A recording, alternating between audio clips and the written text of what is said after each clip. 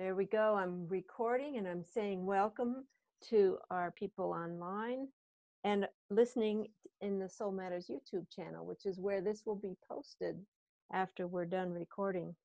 This is the RE Implementation and Overview Lab for November's theme of attention.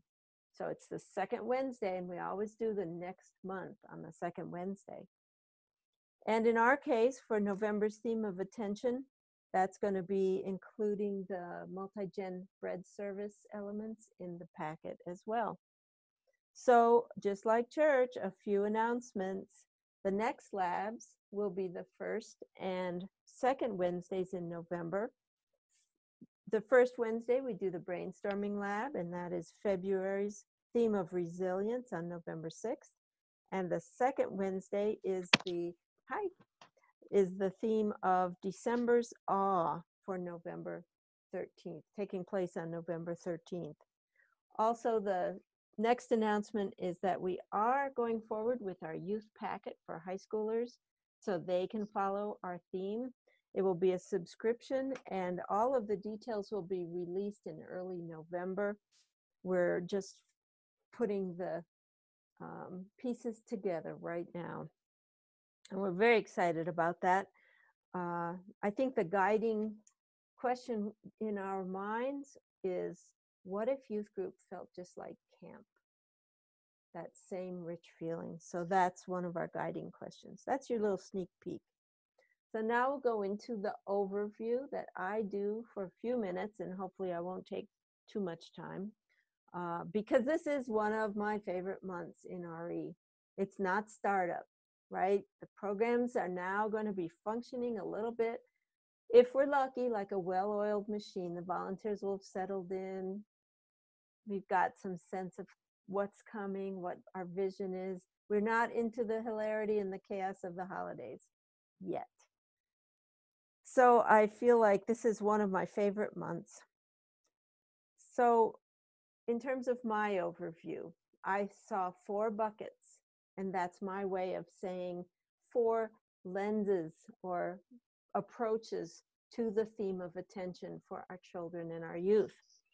The first is paying attention to our inner self. And what I did was an exploration on prayers. And you see my windowsill over there. In the welcome, I talked about my little card, the Prayer of St. Francis, which I got many years ago. It's a very classic Catholic picture of St. Francis and my little gem. So that usually sits right there on my windowsill to try to help remind me every time I open the shades or the window to be a gentler person. And I am suggesting that you order cards. There's a link to Amazon to one that doesn't have quite such a, put it this way, it's a more modern card. And I hope that you might be able to order those and give them to the children as something tangible to help them remind themselves about paying attention to our inner self. That's that first session. Second session is paying attention to needs beyond our own. So being a person who helps others. The third is paying attention to the now. That's mindfulness. That's a real deep dive into all the things that can be a part of our lives, a part of our spiritual practices with meditation for children and youth. And the final one is attention to the beauty and abundance around us, which of course is attention to the gratitude and to the U.S. Thanksgiving holiday. The other thing that I talk about in that first session of prayer, I've got a whole bunch of show and tell this time, is Granddad's Prayers of the Earth. This big, beautiful, beautiful book in this kind of format. I will give it away, a spoiler, which is after this beautiful walk where he talks about how trees pray and how rocks pray. The young boy loses his grandfather. And indeed, he loses sort of his happiness for quite a while. So he goes into grief. And finally, he takes that walk again, and he realizes that it is how the earth prays that he can start to capture his sense of centeredness again. So I haven't yet been able to read this without tearing up whenever I read it. And so warn your volunteers or yourself if you're going to do it. Think board minutes, in the background or something, so you don't tear up so badly. But in terms of talking about UU prayers, if we're going to do something as theologically tricky as the prayer of St. Francis Assisi, which it ends with, "It is in pardoning that we are pardoned, and it is in dying that we are born to eternal life." And I fully believe that we should share the full prayer, not cut that end off, but recognize that this is in the Catholic theology. The Granddad's prayers for the earth offer an antidote and a balance, because he's talking about rocks praying and trees praying. So this might be called a For All Ages section, because I'm seeing a lot of stuff I wanted to mention in this overview about the For All Ages stories. So the core one that I would base so much on is called The Man with the Violin. And there's a children's book. There's an online video, which is the actual thing that happened in a subway in New York, where world famous violinist Joshua Bell went and played his $3.5 million Stradivarius in the subway, put out his case just like any itinerant street musician. And no one paid attention to him. Maybe one child sort of stopped and pulled at the hand of the parent that was holding it and said, "Let's listen." Joshua Bell has many interviews about the experience of being totally ignored. And there's a children's book, online video, and then there's a whole bunch of like CBS specials that go into the ins and outs that I put links to. But in terms of paying attention, that might be one of the best For All Ages story to share with your people. Then let me find it. I actually made a For All Ages library for all the worship associates who would come to me all the time, say, "Well, do you know a story about, do you know a story about?" So this is the one that I'm pulling from a lot. This is in one of our recommended Google files of books you may want to have. Doorways to the Soul, Elisa Davy Pearman is a UU, and it's rather like the updated Long Ago in Many Lands. It's a collection of stories from many lands and many cultures. This one's still in print. It's an eternal favorite. And these are two of the books that I always had in that For All Ages library. Because it's Thanksgiving, I put in an old favorite that I pulled out from the archives on the bread service. And this is one of my favorite multi-gen services. The reason being, we could capture so many elements that kept everything moving. So we have a setting the table element.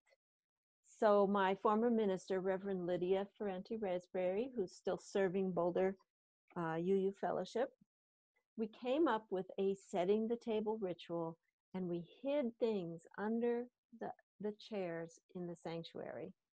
So there was a tablecloth, and I put all of them in big Ziploc bags so that they weren't down there with the feet. There was a vase, there was some flowers, there were napkins, there were some plates, there was a chalice, anything that we'd want on the table where we're going to be serving the breads that would be collected a little later in the service. And so we'd say, there's this whole script in there, that even in our homes, when we set the table, there might be Aunt Susie's special tablecloth. Does anyone see a tablecloth under their seat? And of course, if some adult had it, they'd usually pass it to a child to bring it up and put it on the table. So we actually set the table. And it was so fun because during that time, while the child was bringing it up, we would say, so who has a story about a special tablecloth in their family? And they just start, oh, my Polish grandmother made this and brought it across the Atlantic Ocean. Oh, it's just a rich, rich time to share family stories.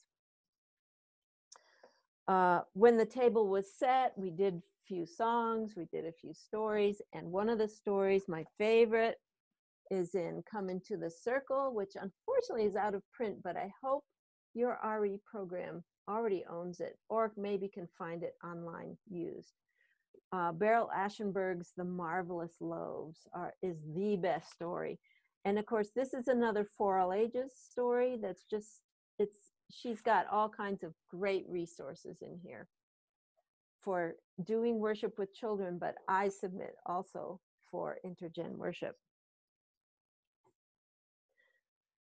Beryl Ashenberg's The Loaves, The Marvelous Loaves. Then we would bring up the bread. So people were told, they signed up in advance, so we knew we got the word out that people should bring a bread from their cultural or ethnic heritage. So my example would be, I'm Katie, come up to the microphone, put your bread on the table, and then say a few words, such as, I'm Katie, and this is cornbread from my West Virginia heritage. So immediately everyone knows that it's not something really fancy that takes 3 weeks to make. Hey, it's cornbread from my West Virginia heritage. And then, of course, the humorous one was, this is a loaf of Wonder Bread that I picked up on the convenience store on the way in because I burned my other loaf. The humor that we had in those services was wonderful. We had people who always made stuff from New Orleans. Some of my favorite people came from New Orleans, and she would describe the meaning or the hidden thing. As you can tell, I love bread services. And then, of course, you get to eat it. That's always a special part. Here's the book, Psalm 23, that I put down as one of the recommended books for prayer. The reason I like this one is that I was told years ago that Psalm 23 is still the most requested memorial service reading for Unitarian Universalists. Maybe that's a generational thing, that those folks who are passing away now are so familiar with this. But yea, though I walk through the valley of the shadow of death is so moving. And this takes place in an urban environment, 2 little children walking through dangerous places. Let's see what we get. Yeah, dangerous places. Into the sanctuary of their home and their grandparent. I love this one. And it's tricky. You have to look for it in your library or wherever you're going to get it online, by Tim Ladwig, the author, because there are several versions of Psalm 23, as you can imagine. But this one by Tim Ladwig is my favorite. In terms of going into the paying attention to the now, the whole mindfulness session, this is my go-to book, Planting Seeds by Thich Nhat Hanh's People, Practicing Mindfulness with Children. And you can tell it's just falling apart because when I did GA middle school camp, we did the 4 Pebbles meditation.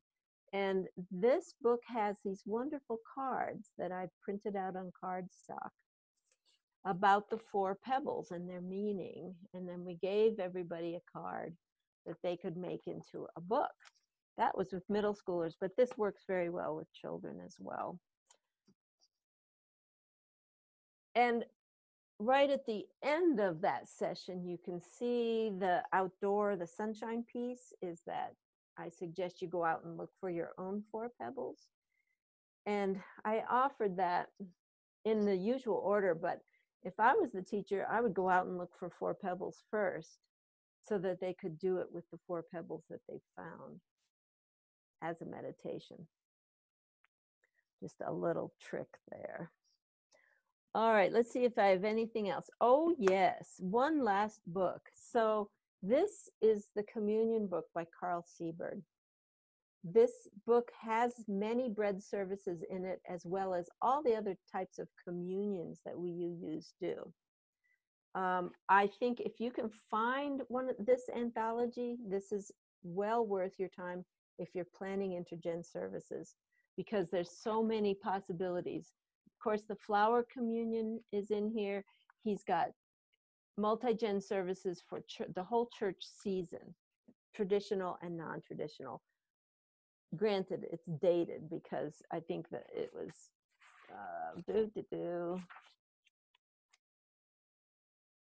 well, of course, they're not, it's so cute, 1993.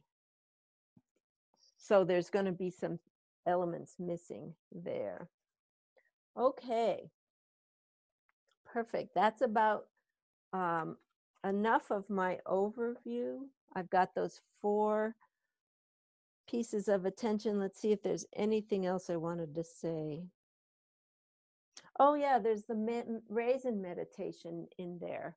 I actually adapted it to do with preschool children this time. This is where you take one raisin and you mindfully look at it and imagine eating it, and then do a little taste, and then just endlessly be mindful of this raisin. And I thought it would be fun to do with preschoolers, with the understanding that they're going to pop it in their mouth at some point, and then just say, well, let's keep looking at it and keep thinking about it, so that, oh no, you ate it, now everything's spoiled. No, that's not the attitude. You just want the attitude of, oh, look at that, it's gone, let's try it with another one. All right, so I enjoyed working that up for you. Now we can go into our little bit of structured sharing. What I like to do is have you think about your challenges for the theme of attention, your opportunities, which means, hey, I got this great idea, I've got this great bulletin board, I've got a great thing I'm using that wasn't in the packet, or here's how I'm using this stuff from the packet.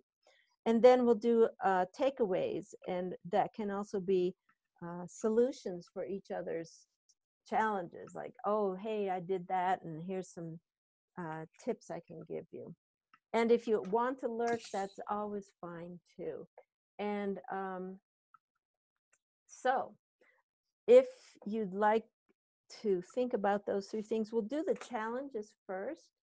And what I find works the best, since there's looks like 6 of us on the call, you can say, hey, no problem, I'm just lurking, or I have nothing to say, or you can say whatever you want, and I'll give you 1.5 minutes, and then I'll hold up my smartphone. I think with 6 of us, I can try and keep track of this myself this time.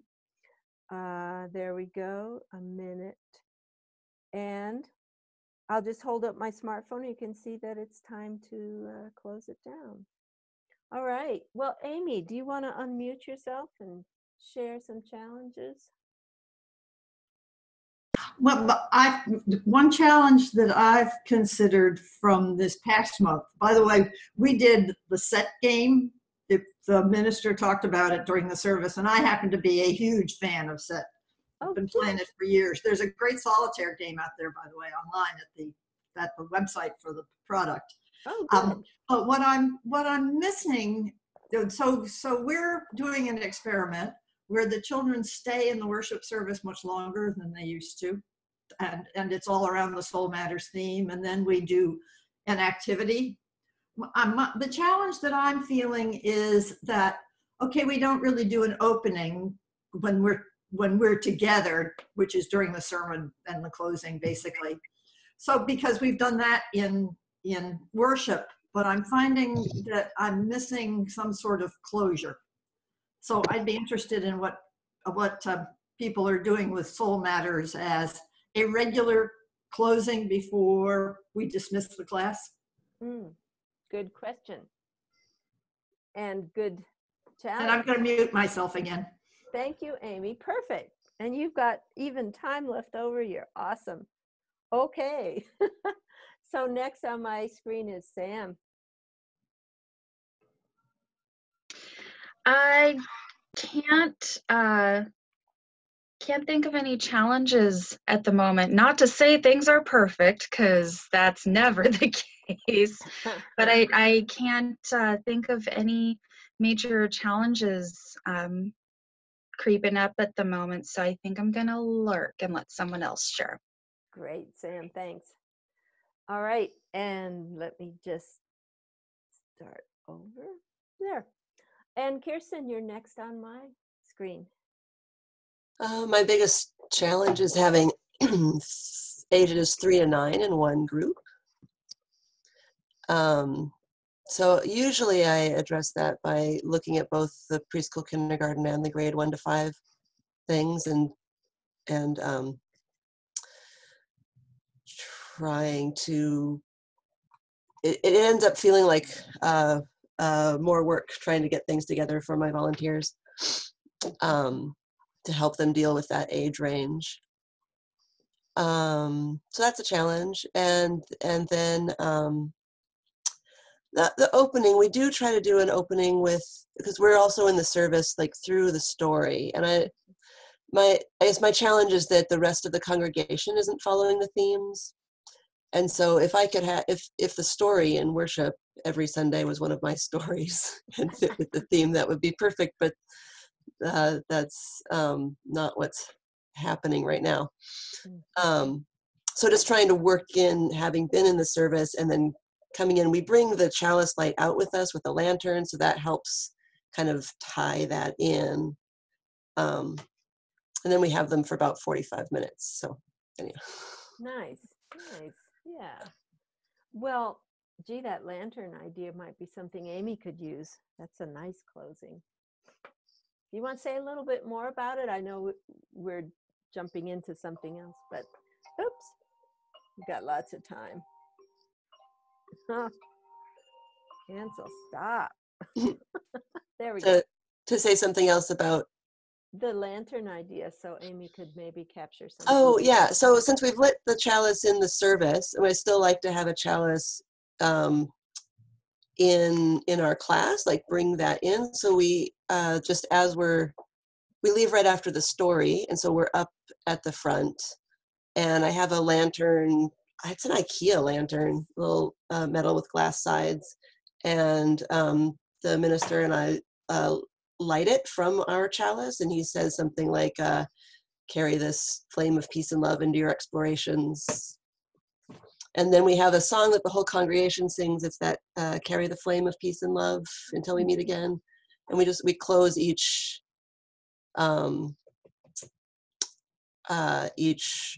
children's group with that same song. So we gather them back together and blow out the light together and sing that song. So it kind of brings everybody back together before they go away. Oh, that's. You do that in the whole group or just the children? The blowing the lantern out at the end. With the children. No. Yeah, we're not back in the service, but we're singing the same song as the adults are in the service. I love it when we can do that, and singing in and out is such a warm place in my heart. Oh, sweet. Thank you, Kirsten. And next on my screen is welcome, Regina. Hi. Hi. Oh my gosh, it's been wow. The fact that I can't even articulate how unusual this past 2 weeks has been for me is a sign of how unusual it is. Wow. So I'm sorry, I forgot we were having this meeting until 2 minutes ago. Here you are. Here I am. Okay, sorry. So I'm using up everybody's time. What are we? We're on challenges? Challenges, first thing. Challenges.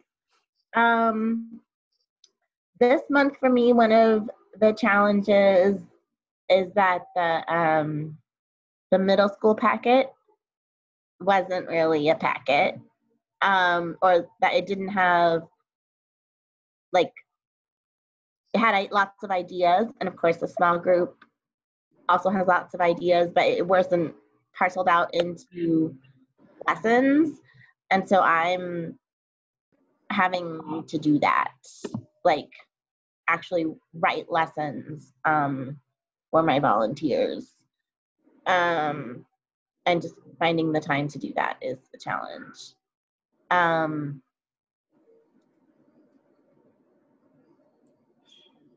And other, like,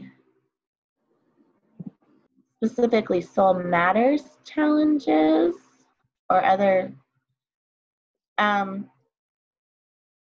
no, we still, my time's up. Okay. I have All right. kids with too much energy. Yeah. Yeah. All right. Well, thank you. That's a great start. We totally get the, like, I can't even talk. I've been so in a weird place. And Laura, Ellen, you're here. You jumped in. We're doing challenges. If you want to start it off. Oh my goodness, me start the challenges? Well, no, I mean 5 people have gone before you, but if you'd like to just jump right in and say hello and welcome, and here I am with a challenge, please do so. Hello. Mm-hmm. Welcome, yes. And let's see, challenges. The one challenge, it seems, is that other programs are stepping in the way of Soul Matters for my teaching. It seems climate change jumped in the middle of Soul Matters. I'm just finding it hard to stay on track. Mm-hmm. So that's it. Good challenge. All the things that pull at us. Very good challenge. Thank you, Laura Ellen. And I'm going to unmute our listener person here. And do you have a challenge that you'd like to share with the group? My name's Nikki, and I'm just lurking right now. Thank you. Okay. Well, we're glad you're with us lurking. And I'm going to go ahead and mute you again. There you go. Have fun lurking. And I'll unmute you every once in a while. Make sure you're not back there going, oh, but I have something to say now. That would be cruel and unusual. All right. So you've heard our challenges. We've got a closing, how to do all this longer thing with Soul Matters and then move them out in a closing. That was Amy's. Sessions for youth work, working in Soul Matters with all the other things that are happening in the community and in the world. And I think I wrote down an opening too. Oh yes, and the age range that Kirsten's experienced. And that, of course, is a universal. We hear that just about every session, don't we? Yes. So this is now a time when we'll share our opportunities, the good things that we can see putting into November, or the good things that happen already. It's really, I'm not going to be a fundamentalist. I'm not a fundamentalist, and keep you all to a certain theme. So opportunities the same way, and first on my screen is Sam. Opportunities. Katie, thank you for mentioning this book. I keep it on my desk. Yay. It's one of my go-tos. I love it. If you can track it down, grab it, because it's organized so well and has so many wonderful ideas that I love pulling from it when it comes to intergen services. So with that, what we started doing for our intergen services is they're not fully intergen, because like most of us, we have people who are resistant to having younger children in services. So that is a time where our middle school and high school youth are in the service, the entirety of the service, and all of our kiddos from our elementary classes come over to one of the rooms, and that's when we hold children's chapel. And it's set up just like service, and it's this whole idea of getting them prepared and helping them to be aware of what it means to be with the big people. And boy, do they get it. It's awesome. So I am really looking forward to doing the bread service with them. I'm excited for that. Yay. And that's where I'll end. All right. Thank you. And you heard my little chime in the end there. Thank you. Thank you. Kirsten, you're next on my screen now.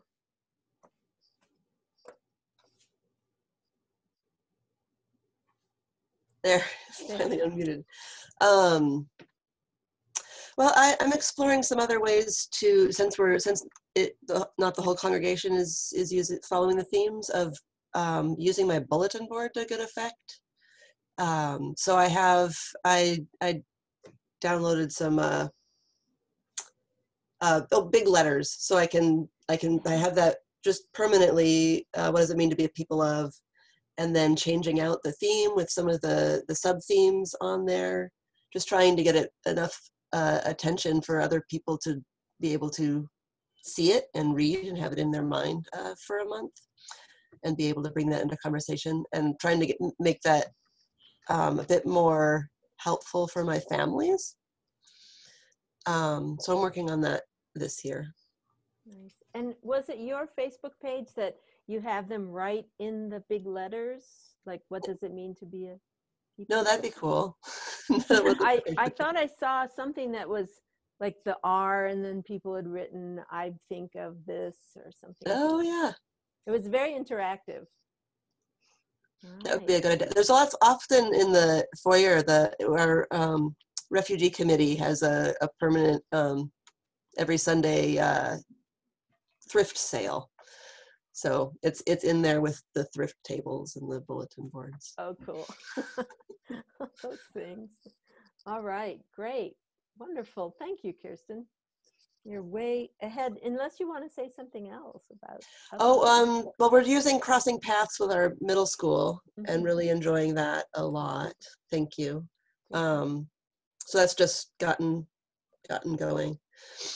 And I think we're weaving things together along with the other all ages services and special events and different things that we do throughout the year. So yeah, it's a continual dance. It is. Good way to put it. Very positive way to put it. Thank you, Kirsten. Regina, how are you doing?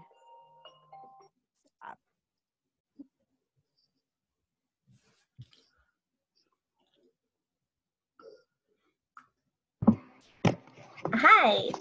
Well, I guess I want to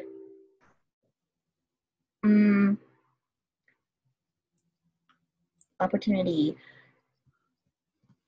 I wanted to echo something that Laura Allen was saying, that we have these things that are kind of pulling at us a little bit away from Soul Matters. But one thing I'm loving right now is that our congregation is just starting to do some of the work around dismantling white supremacy culture. And so last weekend we had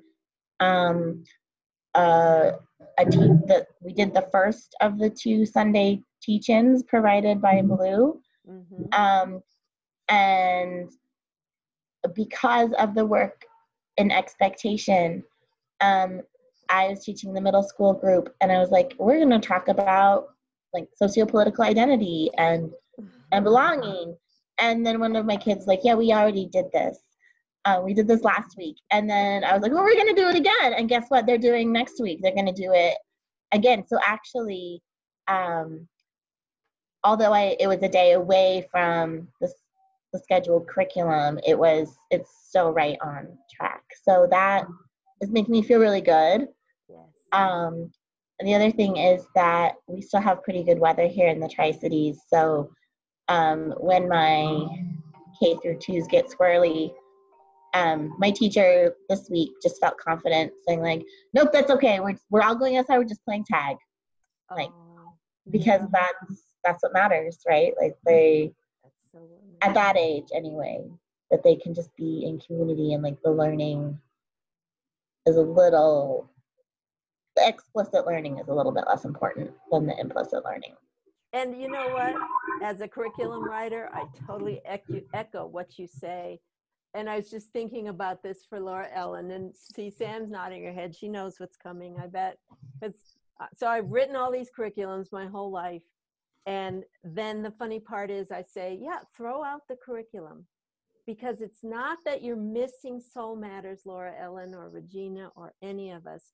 It's that you're doing thematic ministry. And so if that's on climate change and your whole church is putting its heart into something that it cares about, what better thing could it be? And it could be for those preschoolers running out and playing on the playground together, because any kid under 6th grade will say, what's Sunday school for? It's to make friends and have fun. So if they don't want to come, they, you know, who cares if they don't know the 8 spokes wheels of Buddhism? They want to come because they have friends. And when things happen in their lives, that's where they're going to talk about it. And they know that people are there who have their back when they are working for climate change, whatever they're doing. So Laura Ellen, in a sense, Regina just answered your question, which is don't feel bad that you're not doing the curriculum of Soul Matters. Because if your congregation, and your middle schoolers, Regina, like I couldn't orchestrate that you can do this conversation on white supremacy, because each congregation is in a different place, isn't it, for this stuff? And you don't want to bash them on the head with it, but you don't want to just ignore it. So it's this tender feeling of, is my congregation ready for this way of thinking? Is this ready for yet the next step? You know, do we read Right Fragility first, or do we jump into all this stuff that we're understanding over and over? So there's my little rant about this is thematic ministry, isn't it? And when RE and families can do it together, that's what the heart work is. Cool. All right. Well, I guess, let's see. Amy, you're next on my screen for opportunities. Well, I guess I've been thinking about that. And I guess my opportunity is that because we are have the children in the worship service for much longer, and we're only with them for about 20 minutes, the opportunity is that it takes less prep time, and therefore when the minister changes her mind in the middle of the week, it hasn't thrown me for an absolute loop. That's right. So I have a couple of the volunteers who've been a little bit mumpy about that, but we've talked about it and you know, have agreed, well, it's not that big a stretch to have prepared, so we have the psychic space to be flexible. Oh, what a nice way of putting it. And you are doing thematic ministry, aren't you? Because Yeah. everyone's there together, and then you have a little follow-up, and yeah, so you can use the big words and say, oh, well, we're doing thematic ministry this time. Yeah. Wonderful, Amy. Good to hear. All right, next on my screen is Laura Ellen.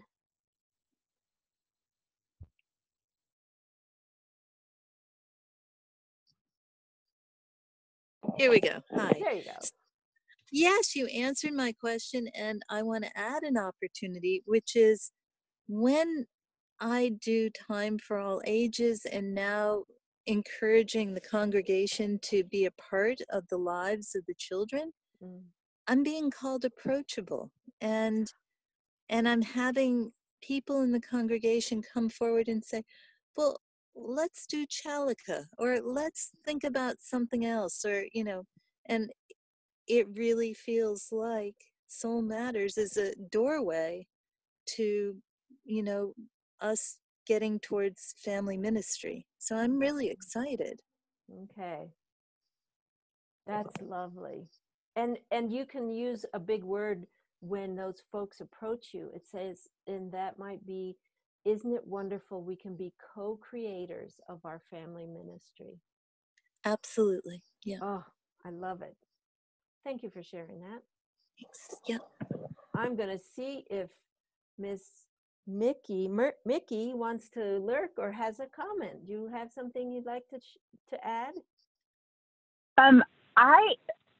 A little bit, not a whole lot. My name is Mickey again, and I'm in Fort Worth.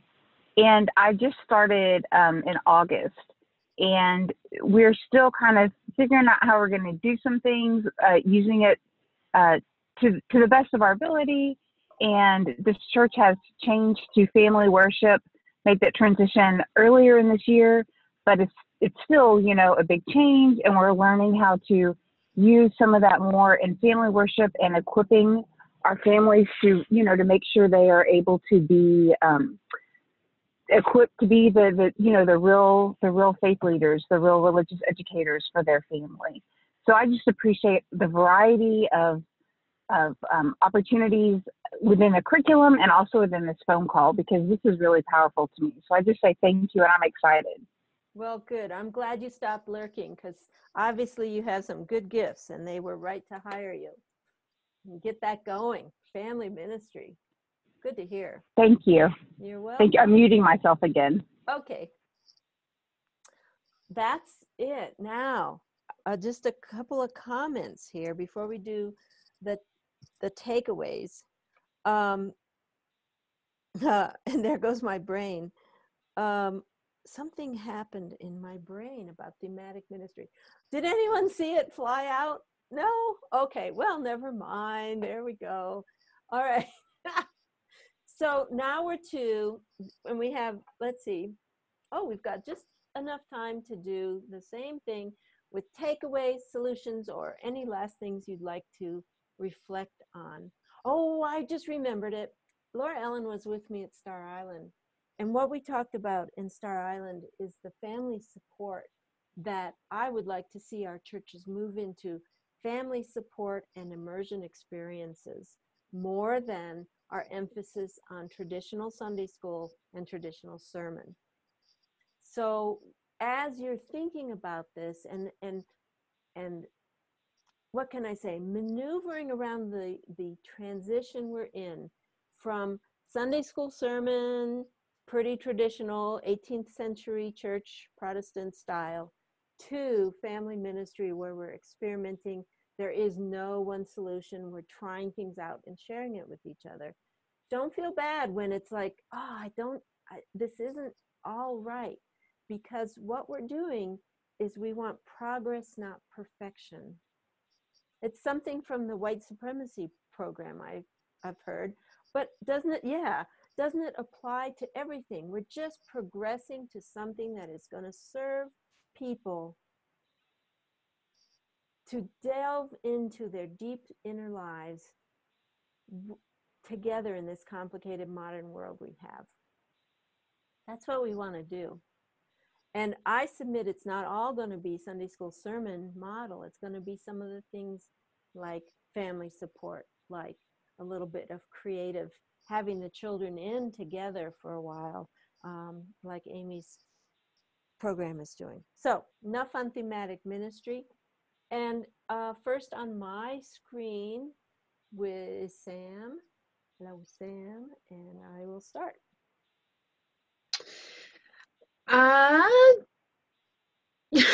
And there went my brain. Oh no, it's catching. It jumped over into your box. Uh-oh. Now we can always come back. Come back to me, please. Okay, I will come back to you. Thank you. That means Kirsten's going to be put on the spot. I think it's going around. I haven't had my coffee yet this morning. Well, I just love what you said, reminding about, and this is one of the things, because with my multi-age group, I had my two volunteers at the end of last Sunday's class going, there were like 3 boys that just wanted to lay on the floor on the pillows. And it's like, it's okay. If they need to lay on the floor on the pillows instead of paying attention to the activity, then they need to lay on the floor on the pillows.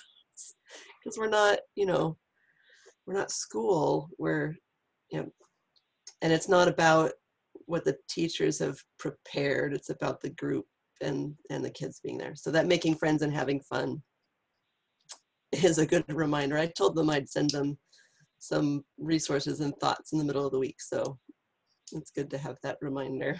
There you go. And you Which can is one say of that, the things I've been saying, but you know, sometimes it's like, you know, especially when you have older volunteers, like there's this idea of how kids are supposed to behave in a group and what a good group looks like. Yep. Yep. Yep. Yep. All right. Thanks, Kirsten. Good reminder. Good to hear too. Regina.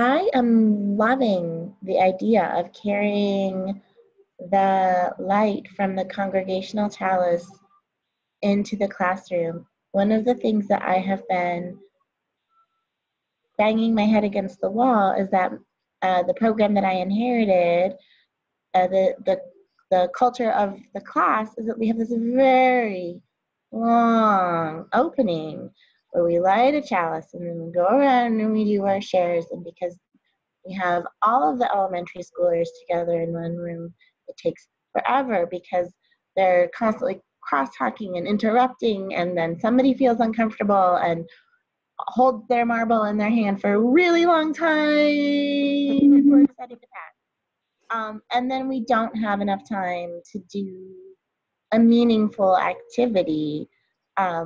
And it's a lot of like teacher talk, trying to discipline them into hurry up, but also like to do this efficiently, but also in a respectful way. And so if we could shorten that at all by bringing it, that would be awesome. Oh shoot. They're wordy because I'm wordy. All right. All right. Great. Thank you. Amy, next on my screen. Well, I always take away with more books than I can possibly ever accumulate, because all the books that you always mention sound so delightful. Oh. And I have enjoyed from time to time going out on YouTube and listening to the stories that are out there, even though we don't usually take the time to do it in church. Yeah. Great. Great. Wonderful. Amy, thanks. Laura Ellen. Well, let me think. What I've been doing is whenever a parent comes to me and says, I have a gift to share, and they're doing it more and more, I say, well, can I meet you and we'll talk about it? So I go to their home, and it makes such a difference having that connection. We now have a 24-foot by 24-foot labyrinth coming in by a master labyrinth person. Wow. You know, so the outreach I'm doing takes time, but it really matters. Mm-hmm. And again, it's the openness to do new and different things. Mm-hmm. That's wonderful. Wow. Oh, one other thing, we're doing coming of age, and we have in our very small church, we've brought back many kids, 12 of them, you know, with mentors. Wow. So we have seen, you know, we're a middle-sized church. This is, everyone's surprised. We've seen a real yearning of these kids to take part in the program. Wow. So I'm really excited about that, and it's kind of generating an excitement everywhere. Oh, that's great. Fabulous. Thank you, Laura Ellen. How about Mickey?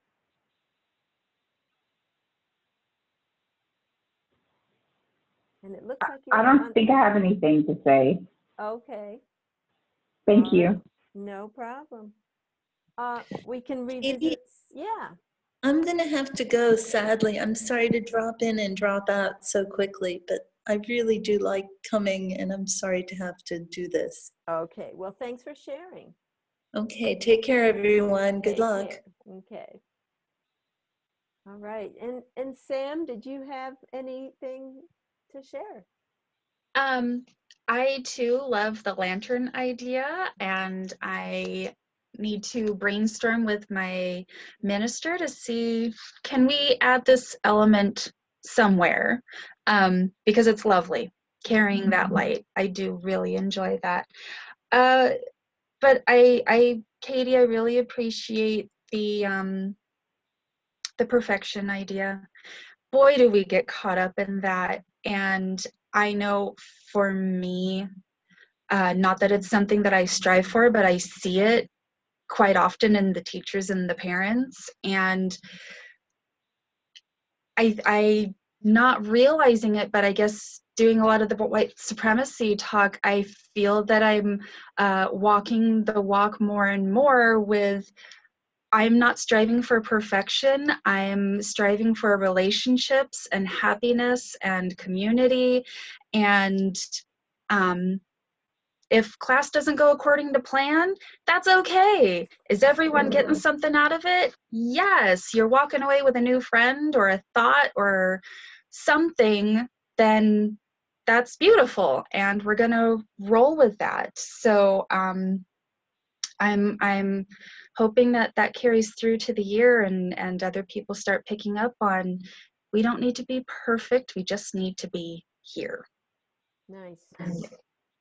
Nice, nice, nice. It's part of our learning, isn't it? Definitely.